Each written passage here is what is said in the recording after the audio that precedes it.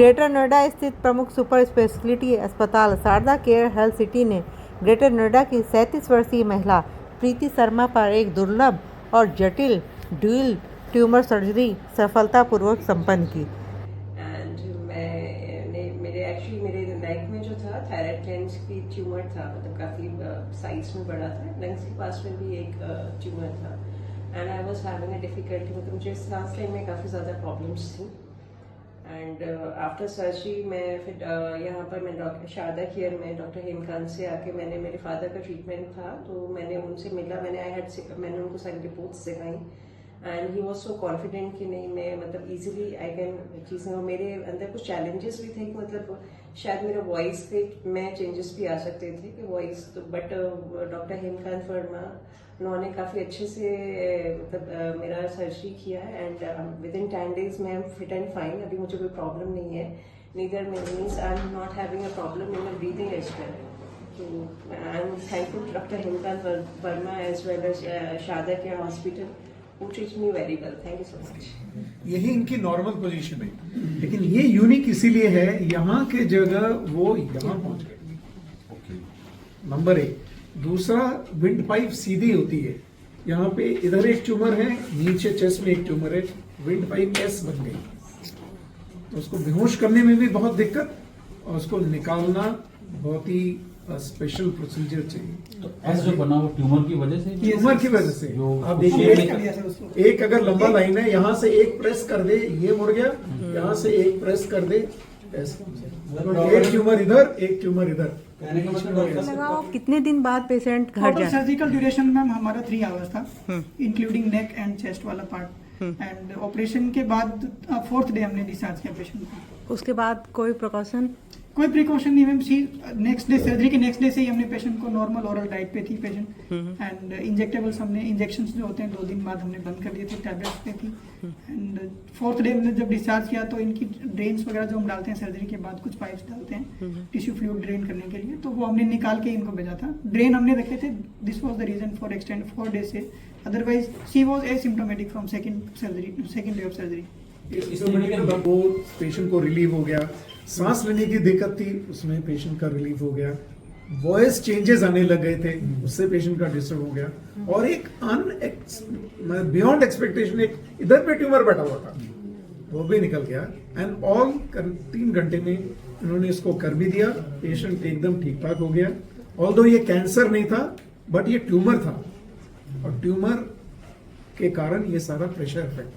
और सर देखिए, जो चेस्ट वाली सर्जरी हमने की है ये वैट्स टेक्निक से की है सर। इसको वीडियो असिस्टेड थोरेकोस्कोपिक सर्जरी बोलते हैं। जो पहले हम चेस्ट के जो ट्यूमर होते थे, लंग्स के या मीडियम ट्यूमर होते हैं, उसमें बहुत बड़ा कट लगाते थे सर। यहाँ पे करीब 15 to 20 सेंटीमीटर का कट लगता था। रिब्स को स्प्रेड करते थे, रिब्स का कई बार फ्रैक्चर भी करना पड़ता है, फिर हम जाके काम करते हैं। लेकिन हमने जो काम किया सारा दूरबीन से काम किया।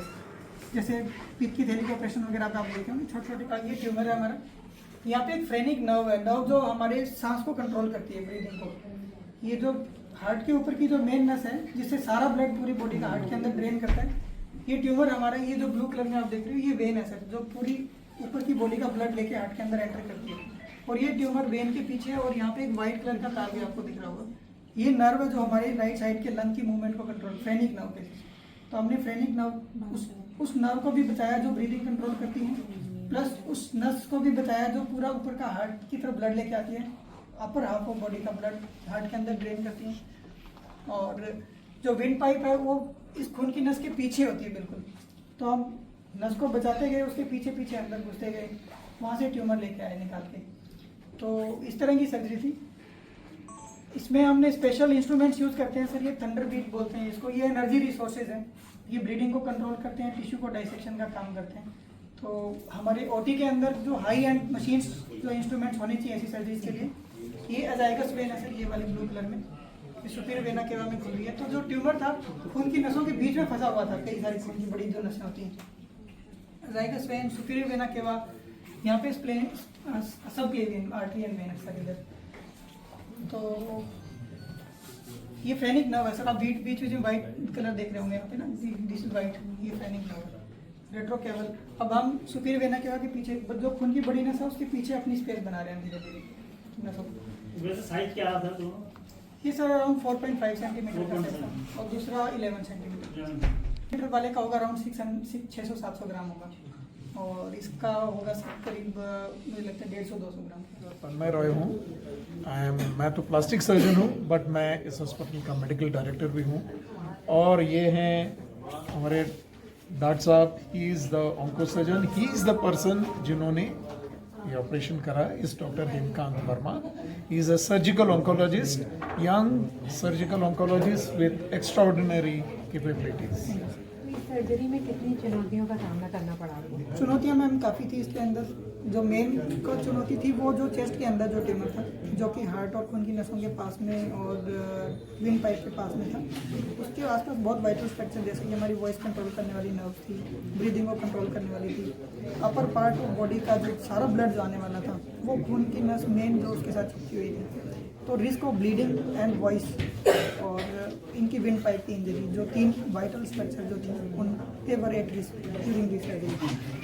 उनके गले पे कट जैसा कुछ दिख रहा है, तो क्या वहाँ पे थायराइड की उनके एक और यहाँ पे गले में भी बहुत बड़ी गांठ थी मैम, जो हमने साथ में इसी ऑपरेशन के दौरान ही निकाली है। एक चेस्ट में वाला और हमने सारा ऑपरेशन दूरबीन से किया। चेस्ट वाला तो इनका गले में गांठ बहुत बड़ी थी तो उसको कट से किया। अदरवाइज हम थायराइड की गांठें भी दूरबीन से ही निकालते हैं। सर आप क्या कहना चाहेंगे, आपका क्या इसमें सपोर्ट कितना रहा? मैम मैं डॉक्टर अखिलेश हूँ, मैं सीनियर रेजिडेंट हूँ सर के साथ। मैं सर की गाइडेंस में आके और यहाँ सर्जरीज करता हूँ सर के साथ। सर की एक्सपर्टीज़ के अंदर ही हमने सर्जरी की है और सर के मार्गदर्शन में ही हम आगे काम कर रहे हैं। तो आपको क्या मतलब किस तरह का आपका सपोर्ट रहा डॉक्टर के एज साथ? असिस्टेंट सर्जन हमारा मेन काम रहता है कि जो चीफ सर्जन होते हैं उनको सपोर्ट करना। सर्जरी एक टीम वर्क है, टीम के साथ ही किया जाता है पूरा का पूरा। जो चीफ सर्जन की रिक्वायरमेंट्स होती हैं जैसे कि कैमरा शो करना या बाकी हेल्प करना चीज़ों में, एज चीफ सर्जरी की पूरी टीम ऑपरेशन के बाद में पेशेंट का ध्यान रखना, इन सब चीज़ों में हमारा रोल है। सर आप बताइए कि इस तरह के केस आपने पहले भी देखा है या इस हॉस्पिटल में ये पहला केस है इस तरह का? इस हॉस्पिटल में तो सर्टनली ये पहला केस है और इस तरह के केस बहुत रेयर है। अभी डॉक्टर साहब ने आपको बताया 3 लाख सर्जरी करेंगे आप तो एक में मिलता है, वो भी इतना बड़ा डिफरेंस, इतना बड़ा ट्यूमर चेस्ट में, और दोनों अलग अलग अपने जगह में ऐसे बहुत ही कम है, बहुत ही रेयर है। आई एम श्योर इसको तो डॉक्टर साहब जरूर किसी जर्नल आर्टिकल में पब्लिश करेंगे क्योंकि ये तो बहुत ही यूनिक है। मतलब extraordinary effort and very rare disease. 3 lakh surgery में एक तो बहुत रेयर होता है। ओके सर एक चीज है, जैसे एक बार इनको हो चुका है किसी को सर्जरी, तो क्या उस जगह को दोबारा हो सकती है? हम ये वाली पर्टिकुलर अगर इस डिजीज की हम बात करें तो इसका नहीं होगा मैम, ये दोबारा इनको बीमारी नहीं आएगी। नहीं आएगी। लेकिन अगर हम कैंसर की बात करें तो कैंसर आ सकती है। This is not cancer ma'am. लेकिन इसके क्या कैंसर होने के चांसेस अगर थे इसको हम untreated अगर रखें, टाइमली इसको yes, एड्रेस yes, ना किया जाएगा? It is left untreated for long time, it can change into cancer.